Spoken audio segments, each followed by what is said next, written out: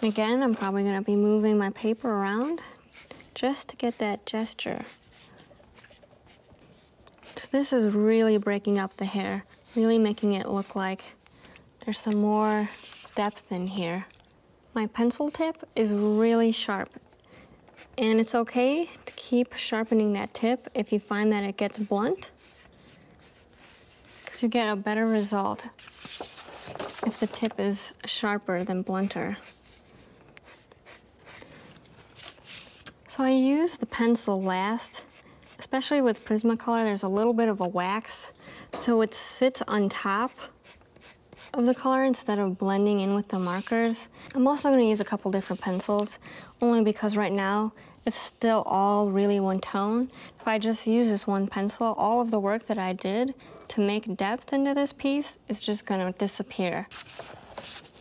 We're just going to step back from this a little bit and just move on. I'm just going to pick a brown, just work down here by the boot. I'm just using a brown so that I can have a little bit of a contrast between all this blue and this green that I've been using.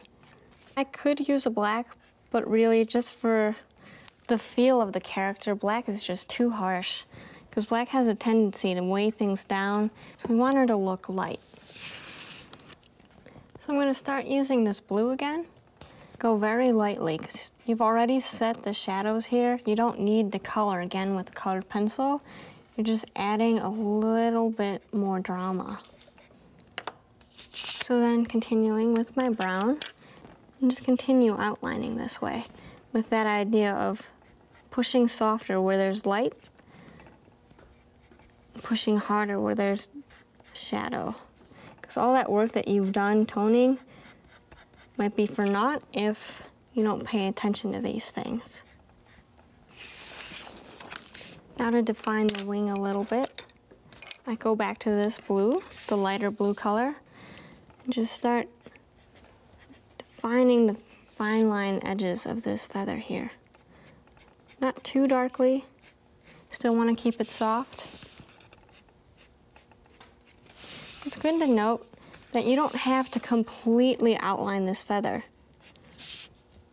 because we want this to remain light and airy. You can just have just an impression that the line is completed here, and you can see just by having this line here and this line here that your eye will just complete the object. So now moving on to her skin color. I don't want her to be too dark, so I picked out colors that were really muted but still looked lifelike, because I don't want her to look like she might be dead. I picked my eggshell, the parchment color, which I won't use too much of because I don't want her to look too dark. And then of course the buff. So we're going to start with our eggshell. Just move it from here. The reason why I don't start at her hairline right there, I kind of want to leave that for a little bit of a highlight. This is one of the places also where you really need to know how much your paper bleeds, because this is one of the areas where such a small space like this, if your paper bleeds a lot, can completely close up with your color if you're not careful.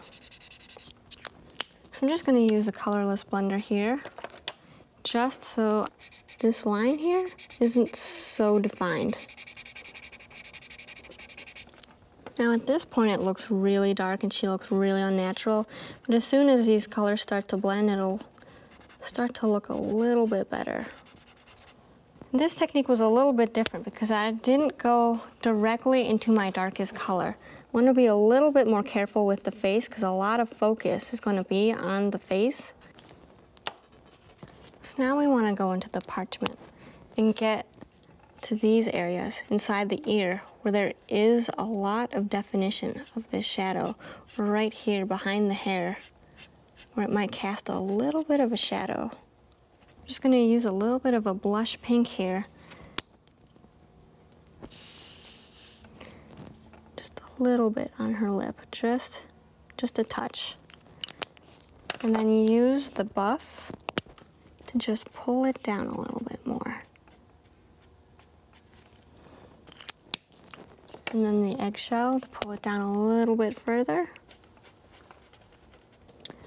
Then I want her eye to pop, so I'm just gonna use just a dot of this blue.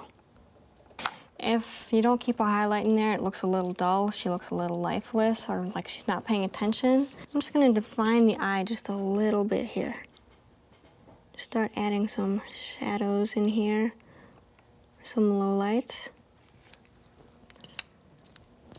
Just using the brown a little bit to give her a little bit of a shadow where her lid would cast some shadow over her eye. Of course, to keep the feeling the same as her hair, just color it in with the blue so that her eyebrows match her hair. Now again, just stepping back and looking at the piece. So I like where this is going. I feel like it's pretty good where it's at.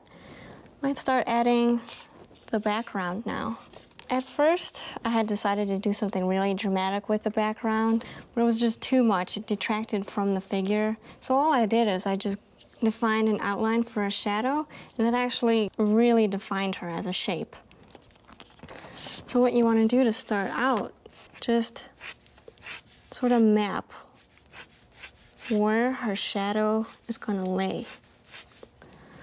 So I wanted to make sure that maybe you saw a little bit of a definition of her face down in the shadow. I'm just going to draw her a little bit, just reverse her. So then for her shadow, I wanted to get a color that was not black. So I chose a French gray, which tends to be really warm, and I got different tones of the French gray. French gray 20%, 40%, and 70%. So I'm just going to start with my lightest yet again. Of course, keeping the line moving.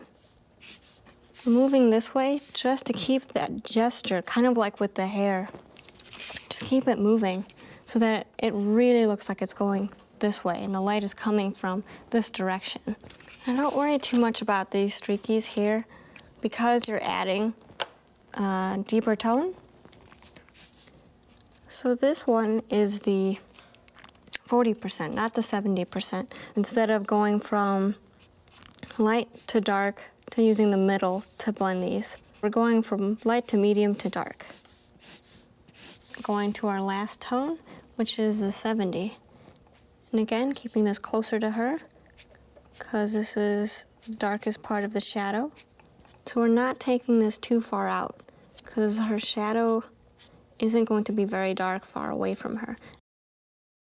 This sort of really light outline that I made of her face, just to be a little bit of a shadow that's cast there, using my lightest tone. It is so far away from where her head actually is, it's not going to cast a really defined shadow. Just a few wisps of hair, maybe.